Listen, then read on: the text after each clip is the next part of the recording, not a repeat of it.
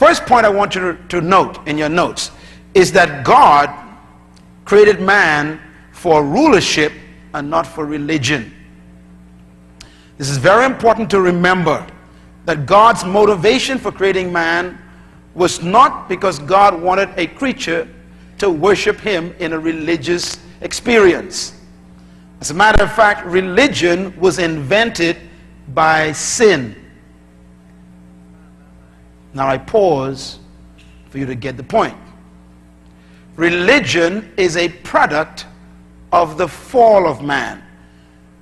If you read the Bible pre-fall, that means Genesis chapter 1 and 2, you will find no religion in those chapters. And yet, in those chapters, God says, this is very good.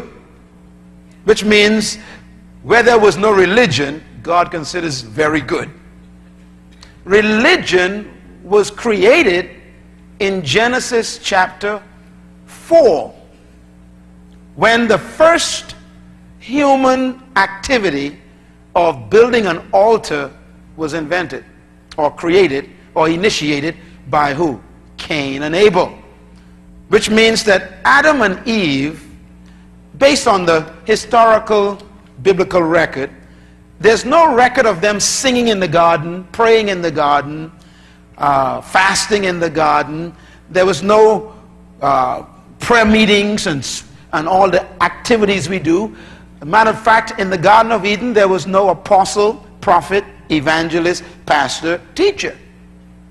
And yet God says, this is very good. So religion is not God's original plan for man. Religion is God's contingency plan to get us back in Genesis 1 and 2.